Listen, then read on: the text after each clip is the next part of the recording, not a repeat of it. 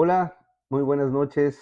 De 12 de noviembre del año 2024, de nuevo con ustedes, con la satisfacción y el gusto de poder compartir algunas ideas y pensamientos, a manera de que tengamos algunos motivos de reflexión que nos saquen un poco de la rutina diaria y nos permitan ir un poco más allá de las imágenes que nos pasan día a día constantemente en el vértigo de lo que significa vivir.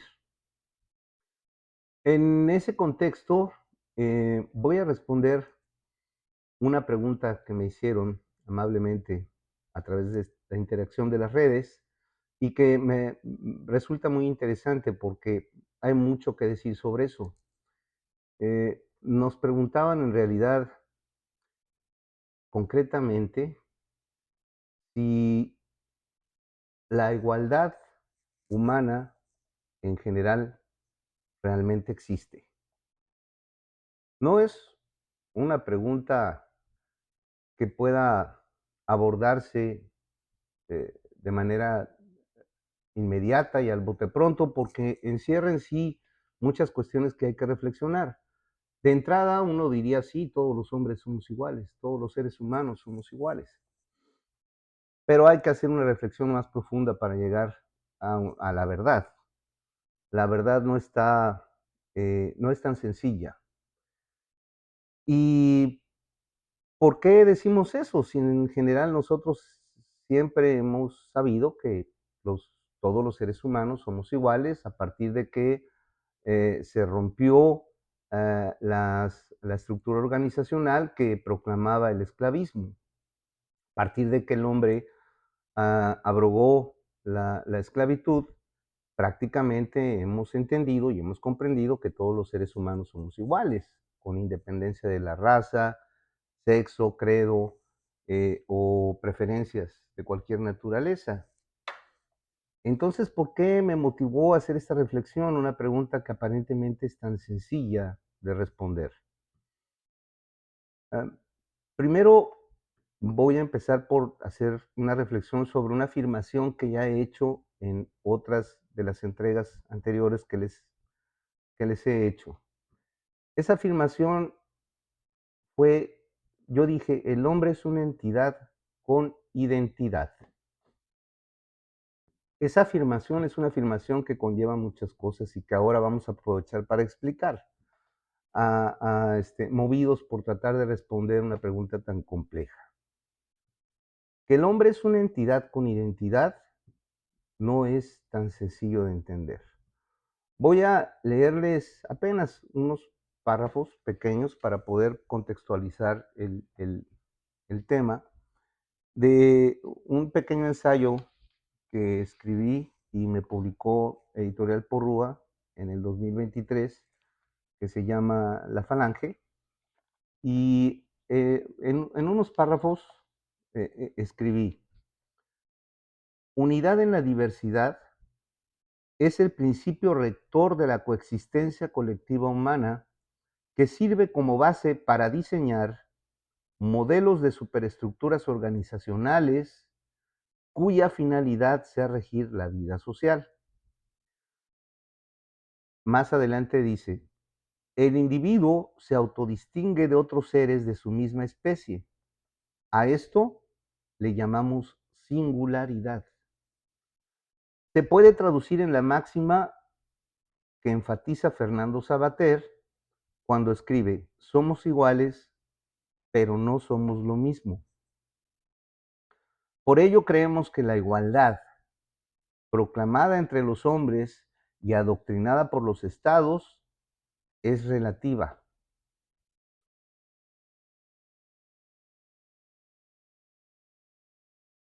Entendemos como una igualdad, o la entendemos como una igualdad, la proclamada por los estados, la entendemos como una igualdad que no se vincula con la naturaleza humana, sino con las superestructuras artificiales construidas para lograr un modelo asociativo exitoso que nos ha permitido sobrevivir como especie. En esa medida, dicha igualdad se refiere a las leyes y el Estado. Es decir, que todos los hombres somos iguales ante el Estado y su régimen legal, los cuales deben otorgarnos los derechos reconocidos bajo el principio de trato igual entre iguales. Sin embargo, debajo de esa concepción subyace la contradicción de singularidad humana, en tanto que nunca se podrá igualar aquello que es naturalmente diferente. Nunca se podrá igualar aquello que es naturalmente diferente. Así, la singularidad está directamente vinculada con su naturaleza, pero no es artificial. Consecuentemente, es fundamental, esencial y preponderante. Debido a ello, el individuo jamás renuncia a la singularidad, porque le otorga identidad. Disfruta ser diferente de los demás, aunque sean de su misma especie. Y aquí, hasta aquí la cita. Y esto es básicamente para tratar de determinar, ¿entendemos en realidad lo que es la singularidad humana? Las características intrínsecas de cada uno de los seres humanos que los individualiza de los demás, que los separa, que los distingue, esas características que hacen a una persona ser como es y no de otra manera, de forma que no existe un estándar de comportamiento conductual, pareciendo ser más bien una gama de matices que pueden producir incluso lo inesperado en la conducta o la reacción de un ser humano ante un fenómeno cuando otra lo recibe de un modo completamente distinto. Eso es la singularidad. Entonces, no es posible afirmar que exista igualdad entre la humanidad, pues conforme al principio lógico de no contradicción, un objeto, un sujeto o un concepto no puede ser y no ser a la vez. Es decir, los humanos no pueden ser iguales y diferentes a la vez. Afirmar que son iguales, pero reconocer que al mismo tiempo son diferentes, es una contradicción. Y ese es el gran problema de la cuestión que habría que tratar de responder el día de hoy. ¿Existe verdaderamente la igualdad entre los seres humanos?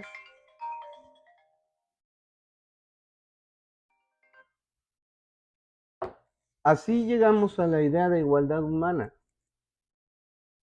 La igualdad humana en realidad en sí es un constructo abstracto, una construcción conceptual artificialmente estructurada que solo podría ser válida desde el punto de vista biológico básico y general de especie.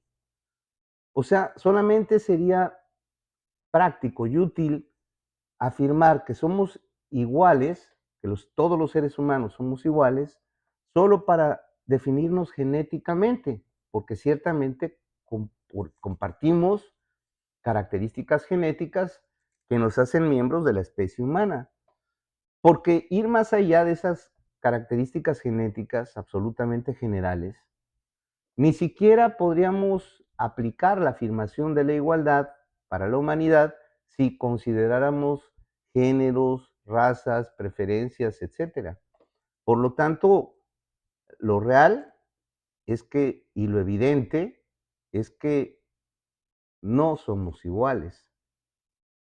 A pesar de que siempre se nos haya enseñado y se nos haya doctrinado que existe la igualdad humana, lo cierto es que prevalece la singularidad individual de cada uno de nosotros, a pesar de que pertenecemos, ahí sí de manera general, e igual a una misma especie, pero eso no significa que seamos realmente iguales. Entonces, afirmamos de principio que los seres humanos No somos iguales, sino singulares. Sí compartimos una misma especie, pero no somos iguales. La singularidad humana se construye a partir de la percepción y el adoctrinamiento social, familiar, religioso, escolar que recibimos desde que participamos en sociedad. Esa información de valores y principios de vida pasan a ser una especie de manual entre lo bueno y lo malo que formatea nuestra identidad, pero no son inmutables. Esos valores no son inmutables. Los vamos juzgando ciertos o falsos y sustituyendo o mesurando según nuestra propia experiencia de vida, que sacude o fortalece esos principios del manual y así llegamos a ser lo que creemos. Somos en realidad lo que creemos. Si nosotros afirmamos entonces que la vida es perceptiva y esas percepciones que vemos acerca de los sucesos que constituyen nuestro entorno o que logramos presenciar, lo que influye esos valores o esa percepción del fenómeno X que vemos es el juicio que hacemos en función de los valores adoctrinados que la sociedad nos ha sembrado, o la familia, o la iglesia, la religión, etcétera. Nuestras creencias se forman a partir de la percepción de lo que experimentamos. Si creemos en función de lo que experimentamos al vivir cualquier suceso. Pero esa primera percepción será profundamente influida por nuestro manual adoctrinado original. Así, a partir de aquellos principios y valores de la doctrina, percibiremos un evento de una forma u de otra, pero seguramente distinta a como puede juzgarlo otro ser humano que presencia lo mismo. No necesariamente contraria a la de ese otro ser humano, sino solo distinta. Es decir, habrá matices en la percepción de ese fenómeno, de ese suceso, de ese acontecimiento.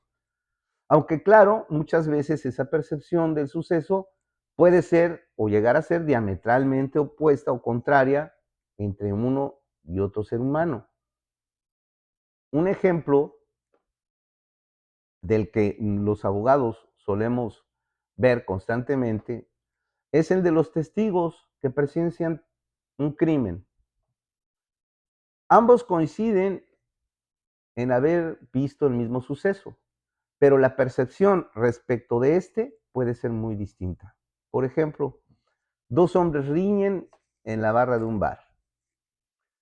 El volumen de la discusión llama la atención de los presentes. Súbitamente, ambos contendientes se ponen de pie y comienzan a tirarse puñetazos. Apenas unos segundos y de pronto uno de ellos cae al suelo y lo siguiente que vemos es que yace un cuerpo en el suelo sin vida. Cuando rinde testimonio uno de los testigos, refiere que el sujeto supérstite, con motivo de una discusión, agredió al fallecido, atizándole semejante paliza hasta que el occiso murió. Esa es su percepción de los hechos, influida por, influida por el catálogo de principios que le imponen defender siempre al débil. Dentro de sus principios y valores se encuentra la defensa del débil, para obtener una compensación de fuerzas que generen equidad. Es decir, tiene pena por el sujeto fallecido y sobre la base de su valor, de su doctrina, piensa que tiene su percepción impone un juicio que implica equidad entre ambos, sugiriendo que aquel que venció tiene que recibir castigo porque el otro finalmente resulta ser el débil. Y él tiene la convicción moral de ayudar, o el principio sembrado por la doctrina de ayudar al débil. Fíjense que no está buscando justicia el testigo, ni el valor que defiende es la justicia, sino solo equidad. El valor que él está tratando de cumplir dentro de la doctrina en la que él ha sido formado, cuyo valor defiende, es la equidad, no la justicia, porque no son lo mismo. Volveremos en un segundo a este tema. El testigo 2, en cambio, refiere que al ponerse de pie ambos contendientes, el occiso quedó mal parado con un pie dentro del descansapiés de la periquera de la barra, donde estaban, y que al intercambiar brevemente puñetazos, no pudo mantener el equilibrio, cayendo al suelo. Pero su cabeza golpeó la barra del descansapiés en el trayecto al suelo, lo que considera que causó su muerte, porque estima que los golpes no fueron causa directa, debido a que fueron pocos, breves y sin la contundencia necesaria. He aquí un mismo suceso, dos percepciones diferentes, donde el testigo 1 culpa al sobreviviente de la muerte del contendiente y el testigo 2 no le imputa responsabilidad directa ni intención, singularidad que sobreviene de la percepción que cada uno tuvo interpretando el suceso conforme su propia doctrina de creencias. ¿Qué tratan de sostener estos testigos? El primero defiende el principio de equidad, porque si uno murió, el otro debe sufrir un castigo. Es el valor que está en su catálogo y por lo tanto interpreta los hechos conforme a sus creencias. El testigo 2 defiende la justicia porque si bien uno de los contrincantes perdió la vida, no cree que deba condenarse al contrario solo por haber sobrevivido, debido a que su muerte fue más un infortunio que una intención o deseo del contrario. De modo que si es castigado por el resultado, debe ser ponderado como un imprevisto en riña sin intención directa de matar. He aquí entonces que justicia es dar a cada quien lo que le corresponde. Ese es el concepto que Ulpiano nos heredó de justicia. La perpetua y permanente voluntad de dar a cada quien lo que le corresponde. Es decir, dar a cada quien lo que le toca. En cambio, equidad es dar a todos por igual, equitativamente. Entonces, justicia y equidad no siempre son lo mismo. En fin, que siendo el mundo perceptivo para cada uno de los seres humanos, como hemos tratado de sostener en el ejemplo anterior, es evidente que la identidad de cada uno es distinta a la de los demás seres humanos que lo acompañan durante su vida. Y ello significa que el solo hecho de que todos seamos entidades humanas no revela que tengamos la misma identidad. Como tampoco puede sostener que el hecho biológico de que seamos humanos, en lo general, supere nuestra propia singularidad. O dicho de otro modo, como afirmó Fernando Savater, somos iguales, sí, pero no somos lo mismo. Por eso, desde el punto de vista antropológico y social, no puede afirmarse que los hombres seamos iguales. Sin duda, por el contrario, puede sostenerse que los miembros de la especie humana somos diferentes. Y muy bien, a partir de aquí, entonces, ¿por qué la democracia, las leyes, las religiones y todas esas doctrinas nos enseñan y repiten constantemente que todos los humanos somos iguales. Pues ello es así porque conviene a la coexistencia pacífica social. Es muy importante mantener ese principio vivo para poder mantener un cierto equilibrio social en donde esas diferencias al menos no sean evidentes.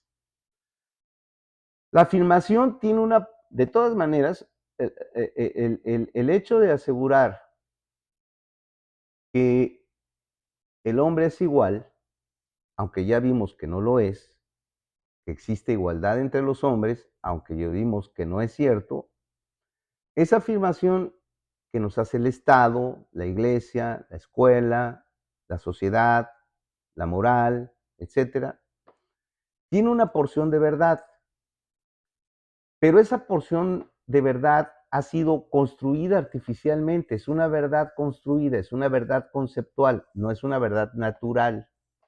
La verdad natural es que somos distintos y ya vimos por qué, porque el mundo es perceptivo y va a hacer que esa percepción del mundo cada uno la individualice y haga que tenga características y reacciones diferentes y percepciones y juicios distintos respecto de sucesos y fenómenos que le va a tocar vivir.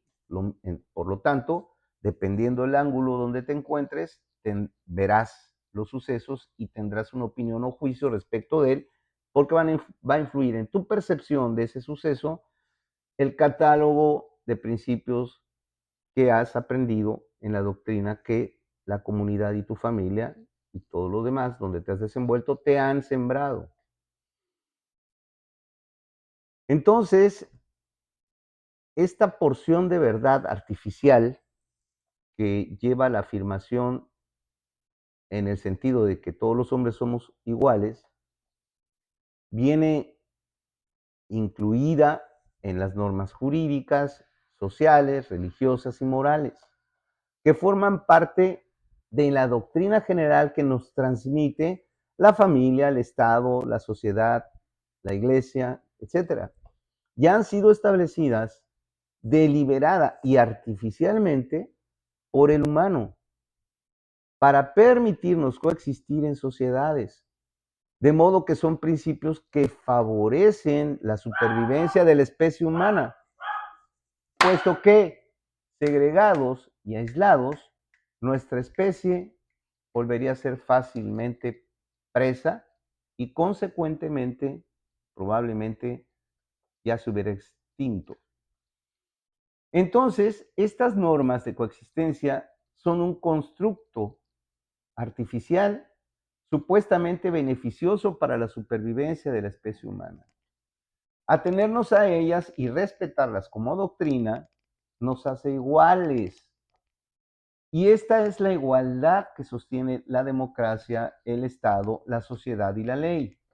Es decir, sí, somos iguales, pero solo frente al Estado, ante la ley, ante Dios, ante los derechos y obligaciones que las superestructuras organizacionales nos han impuesto, con el fin de mantener la estabilidad que garantice la supervivencia de nuestra propia especie, procurando siempre que la singularidad natural e innata del humano no esté por encima o confronte la doctrina de la sociedad. Así concluimos que los miembros de la humanidad no somos iguales. Consecuentemente, la tan proclamada igualdad humana no existe, sino que se ha construido una igualdad artificial que beneficia a la supervivencia de la especie. Pero esto revela la trascendencia e importancia de la inteligencia humana, que viendo probable la extinción de su especie, logró diseñar un modelo de supervivencia que lo ha encumbrado en la cadena alimenticia de los habitantes de la Tierra. ¿Es bueno o malo ser desiguales? En mi opinión, es un tesoro que nos distingue de los demás y nos permite tener identidad propia. Ahora, La igualdad artificial construida por la democracia, el Estado y demás parafernalia, que sostiene el modelo de supervivencia de especie en sociedades, ¿es buena o mala? Pues también creo que es buena, porque ha demostrado su eficacia al mantenernos vivos como especie, pero siempre que la doctrina y sus valores construidos para ese fin no sometan al individuo hasta hacerlo perder su propia identidad, masificándolo hasta no permitirle razonar singularmente y, en definitiva, volviendo al individuo un esclavo de la sociedad. Mucho cuidado con esto, porque en ello va mantener la naturaleza propia del ser humano, nuestra singularidad. No permitamos que nos masifiquen, y la mejor manera de entender y hacer prevalecer nuestra singularidad dentro del pacto social y los principios que las doctrinas para vivir pacíficamente en sociedad nos obligan a atender, no perdamos la singularidad natural que tenemos e inventemos mecanismos que permitan compensar ambos intereses. Con esto terminaría y les ruego por favor me disculpen tanta interrupción. El día de hoy no estoy en el lugar adecuado, no estoy en mi oficina, pero no quería dejar de hacer esta entrega y lo tuve que hacer en casa. Y bueno, ya conocieron los ladridos de mi perrita Gaga y el celular que olvidó alguna persona aquí hace un momento. Muchas gracias de todas maneras por acompañarme. No olvides seguirme en redes, Clemente Pérez Jorge. Buenas noches. Muchas gracias. Hasta la próxima.